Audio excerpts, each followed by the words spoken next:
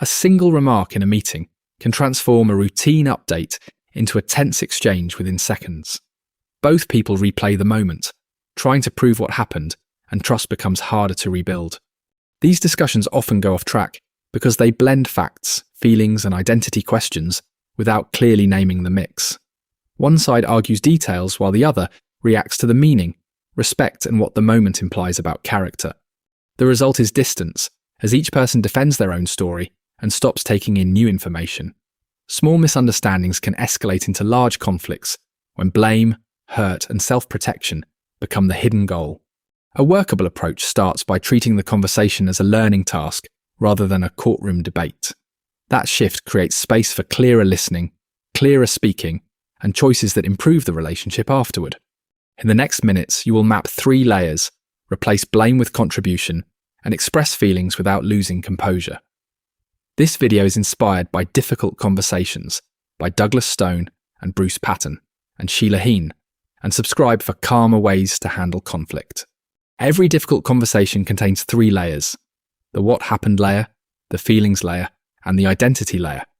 Each layer asks a different question, so missing one can distort the entire conversation. When only facts are debated, emotions remain unaddressed and identity concerns linger in the background. This creates defensiveness as each person feels unheard and focuses on winning rather than understanding. 2 co-workers can describe the same project mistake, yet report different causes, motives, and responsibilities. Without recognizing these layers, responses often sound like denial, causing conflicts to escalate even when goals overlap. By seeing these 3 layers, it becomes easier to separate disagreements about events from disagreements about meaning. This also keeps the conversation on track, making the real problem clearer and less personal. Try identifying which layer is active now and ask a question that fits that layer. Then summarize what you heard in one sentence and check if you missed any feelings or identity concerns. The what happened layer often begins with the assumption of truth, meaning each side believes their story is the full truth. Perception is the mechanism, as people select different facts and then add interpretations that feel obvious. When the focus shifts to proving who is right, curiosity fades and the conversation turns into a battle of messages. Shifting to a learning stance means exploring how each story was built and what each person is trying to protect. Intentions create extra heat because they are invisible, so people often invent them from the impact. This invention hardens judgments, as a mistake is treated like a deliberate insult or a sign of disrespect. A third story viewpoint helps by describing the difference between stories without deciding who is right. From there, each person can share the impact, clarify purpose, and test assumptions with real questions. Ask what information the other person might be using that you do not see yet. Also state what you are uncertain about, since uncertainty invites explanation instead of defense. Blame feels natural, but contribution is the more useful frame for changing what keeps repeating. The mechanism is interaction, because outcomes usually grow from both sides' actions, reactions, and missed signals. Contribution is not a moral judgment, it is a map of how the pattern formed and where leverage exists. Starting from the third story means describing the gap and its effects, then exploring how each person contributed. A manager can push for faster output while giving unclear priorities, and an employee can stay silent and guess. Both actions feed the same failure cycle, and focusing on one villain blocks practical improvement.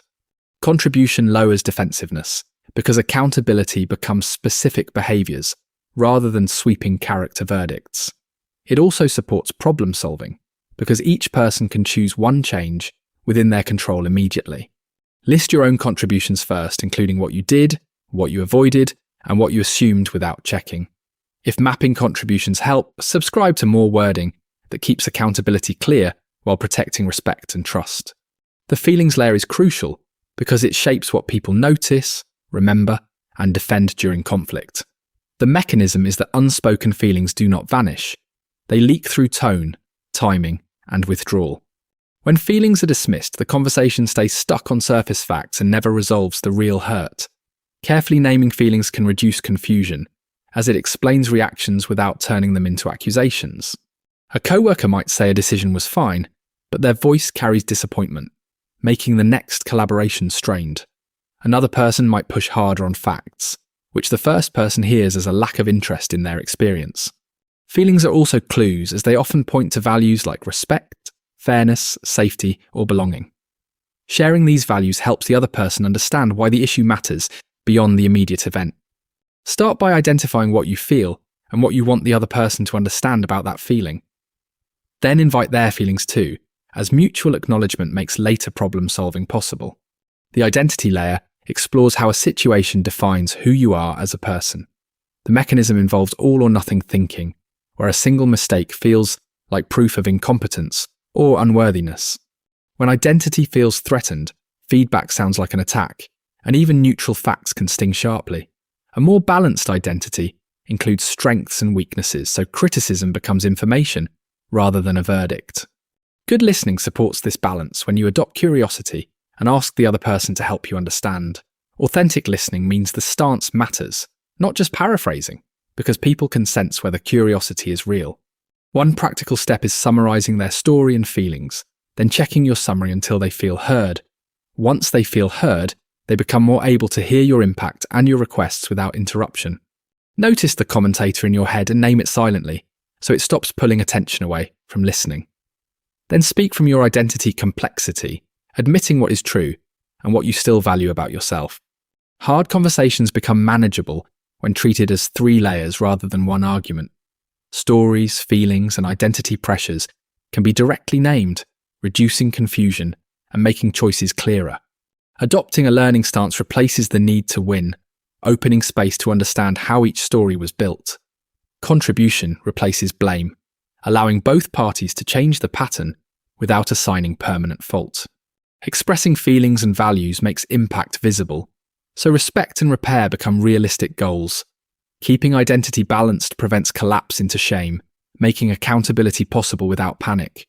Start small by choosing one upcoming issue and writing the 3rd story description in neutral language.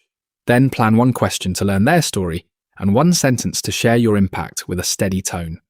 When progress happens, it comes from repeated practice, not one perfect conversation.